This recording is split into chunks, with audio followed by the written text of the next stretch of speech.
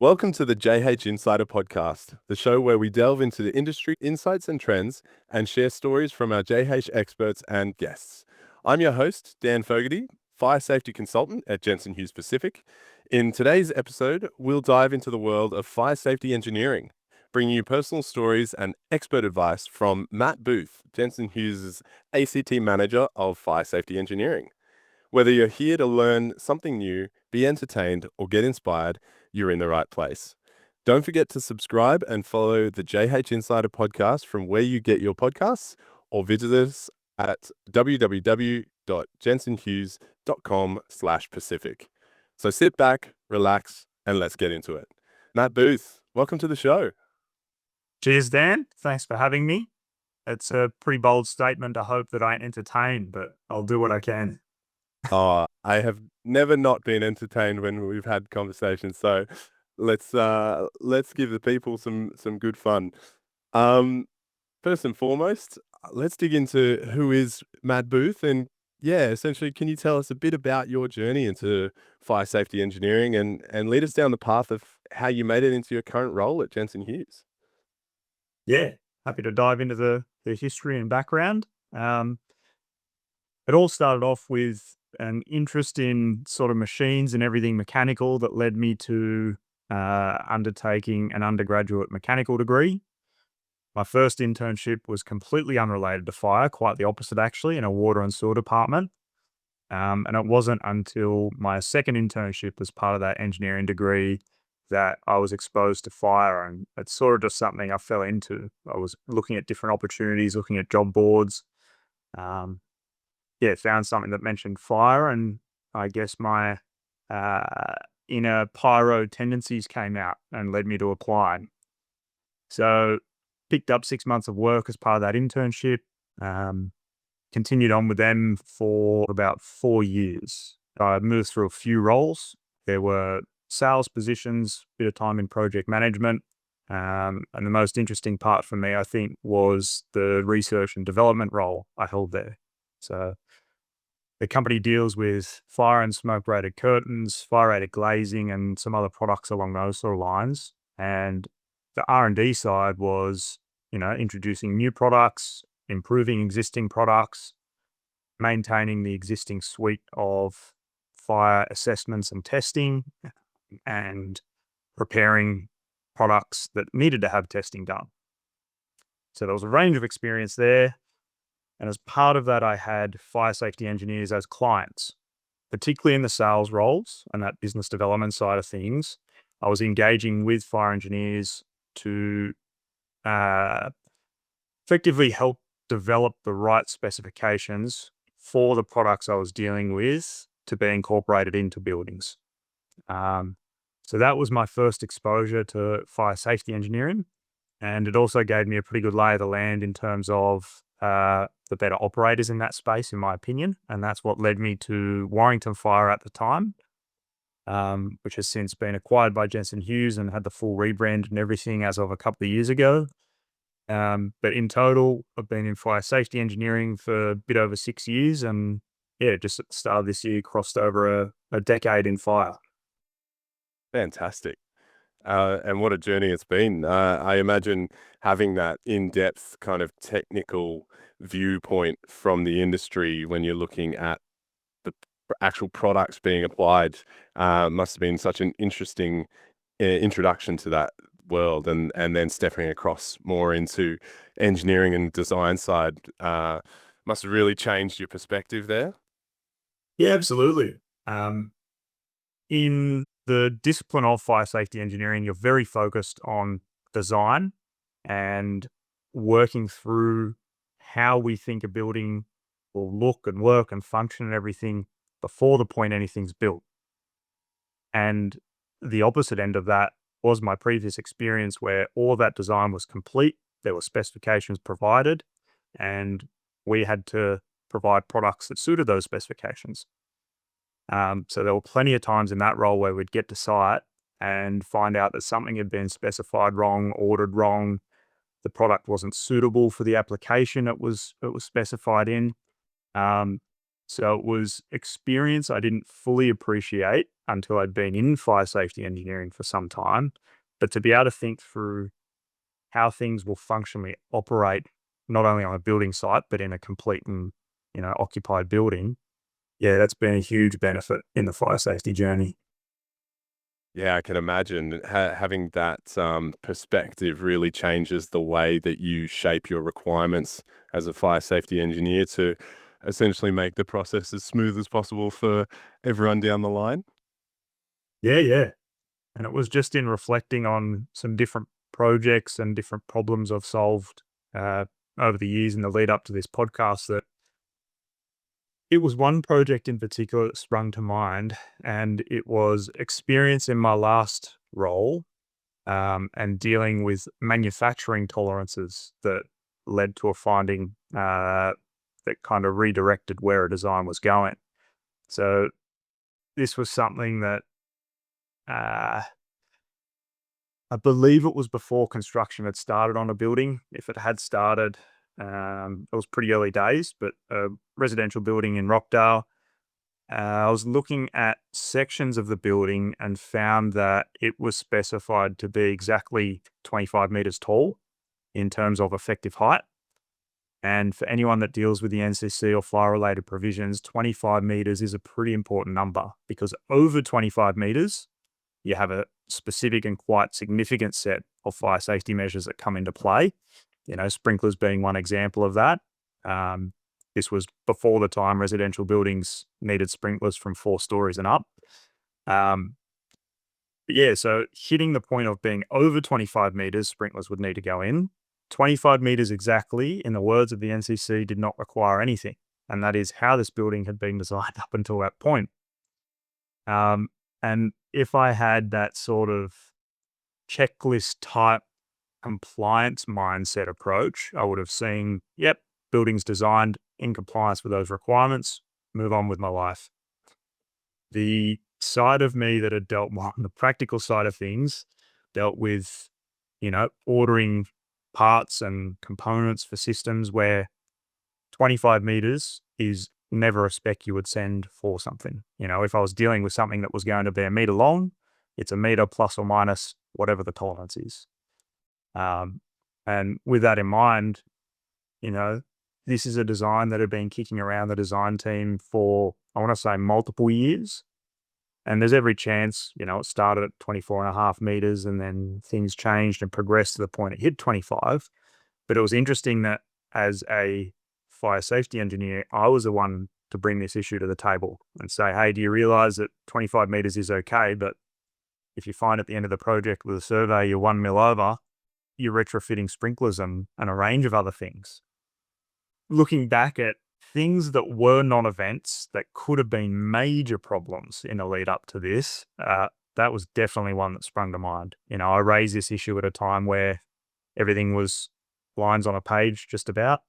So it was easy enough to incorporate. But, even if it had come up a couple of months later, it would have been a different story. Absolutely. Yeah, and that really highlights the application mindset, as you say, it just going beyond and making sure that there's no surprises at the end of the job, and ultimately the client goes home happy, and also a safe building designed at the end of the job. So that's fantastic. I suppose leading on to that, that's some key challenges in our work, and where there's lines that can be quote unquote gray areas that lead into more detailed challenges if things go wrong. What are some of the other key challenges that you've faced or see fire engineering facing in the ACT market? Yeah, I think there's plenty of things that are echoed across ACT and the national market, the national discipline of fire engineering. Um, so, no matter the state or territory, we obviously all operate within the bounds of the National Construction Code. Uh, it's a performance based design code. There's a full suite of prescriptive requirements that if you build a building in accordance with the DTS provisions, you have a compliant building. It's automatically deemed to comply. And where we come into things is to develop performance solutions as an alternative to those deemed to satisfy solutions. I think challenges are created around lack of understanding of our exact role. So we've come from a place where we will pick up, uh, I'll say, narrow issues. We're departing from one deemed to satisfy provision, whether that's something very specific around travel distances, for example, or a departure for a sprinkler system. We will come in and address one specific issue. Over the years, that is beginning to progress towards a bit more of a holistic fire safety strategy for buildings, more holistic involvement, genuinely being part of design teams. But we're still not there.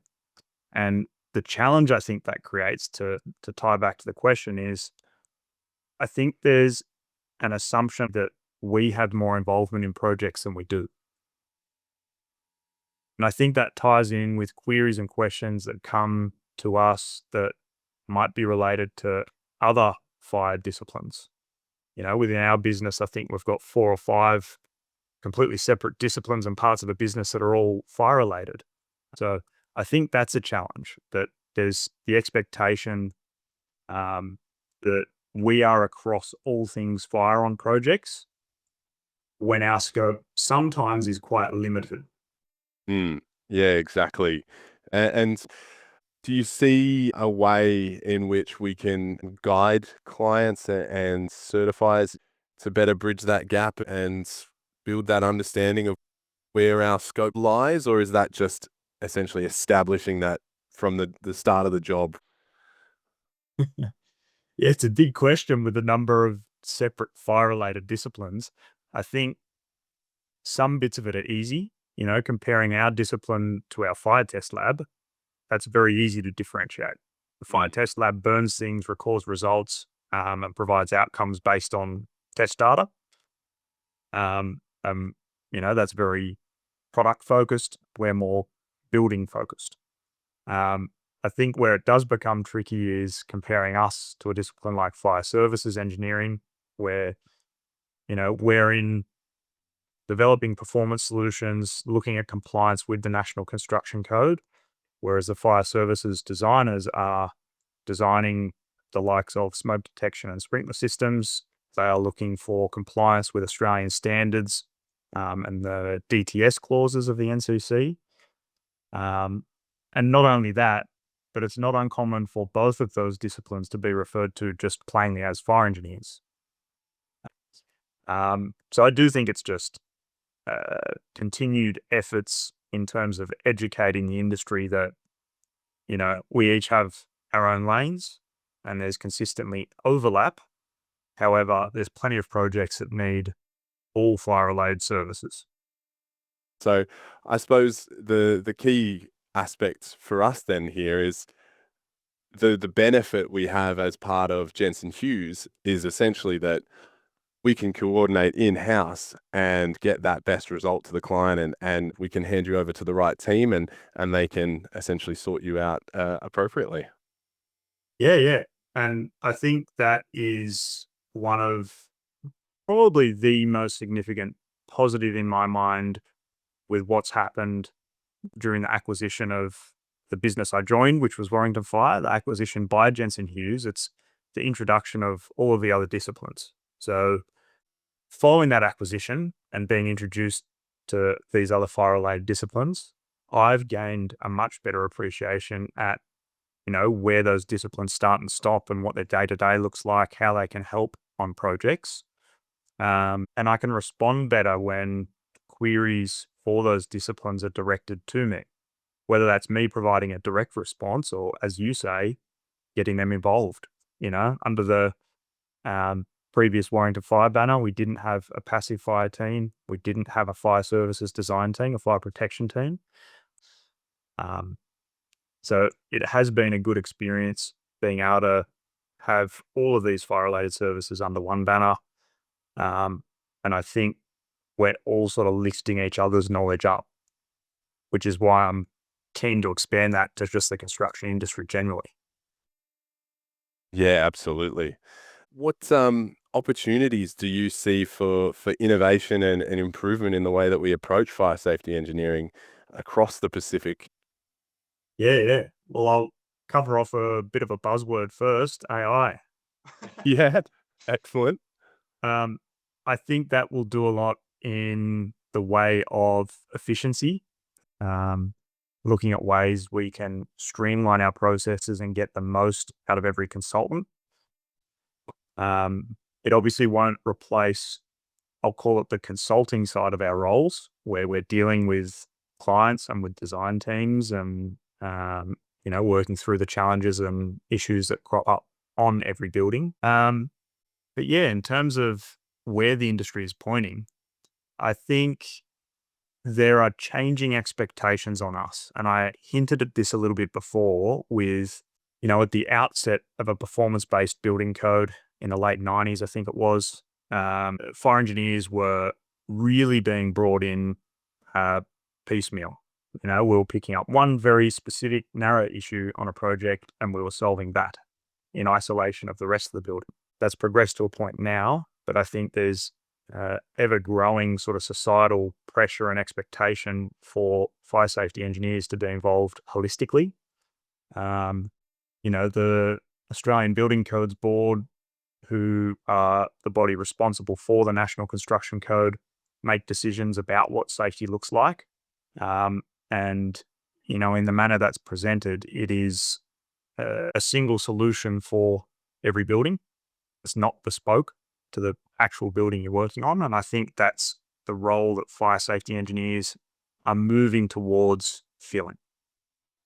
So it'll provide that sort of holistic fire and life safety type design for a building and confirm compliance and that we're hitting adequate levels of safety and, everything along those lines.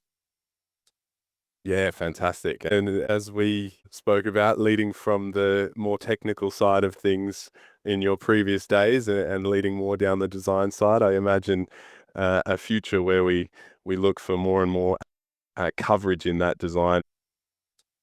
Yeah, I wanted to ask, what are you hoping to develop as part of this role in the ACT office of JH, and essentially what legacy do you kind of want to set in from that position? Yeah, another big question.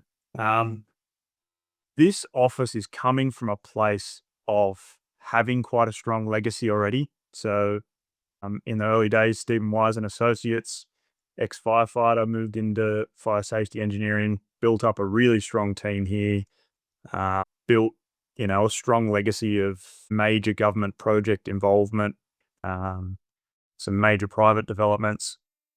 So, coming off the back of that, there's a strong history of involvement in the industry here. And I'm going to continue on with all those legacy projects, continue building the pipeline with more work. But the thing that I think excites me most and is seeing me most focused on is building up all of our consultants in this office. I bring the mindset to consulting engineering that, half the role is engineering, but half is consulting. I think all engineering roles are probably all consulting engineering roles are probably quite similar in the way that the engineering side of things, whether you're report writing or preparing some other form of deliverable, they have really tight, well-rounded QA loops. It's really easy to get feedback on the technical work. Um, Plenty of consulting engineers still have room for improvement and development on the consulting side, though, whether that's, presenting to a small design team about the design you've prepared, the general client communication. You've prepared a report, but actually need to communicate the requirements that come out the back of it. Our fire engineering reports, for example, we might have a single performance solution that's 10 pages long, but can really be boiled down to a few important ingredients that need to go into the building. There might be 3 or 4 key fire safety measures that if those were installed in the building, you comply with this 10 pages of work. So building consultants in this team up to, continually communicate well, to almost operate as their own individual sort of small business where they have their clients that always come back to them because they service them well. That's the goal for me, I think. Absolutely, that's fantastic. And that goes back to what you were saying earlier about the holistic nature and not just the compliance nature. We essentially don't just cover off the requirements that are in there, but we cover off the intent behind those requirements, and then ultimately we give the client the support of the best product that they could ask for, in a sense. So yeah, I think that's fantastic. Communication is key. I'm very excited to hear that, and I'm very excited to see how this team just grows and thrives under your leadership. Thank you. Yes. I feel like fire safety engineering is quite unique. Like if we take it and compare it to other engineering disciplines in the construction space, um, what is unique about us is that the codes and standards we're referring to are not the be all and end all when it comes to compliance. We have freedom because we can design from first principles, and we're not bound the same way some other engineering disciplines are by you must comply directly with that Australian standard or that part of the NCC. It's obviously a double-edged sword as well.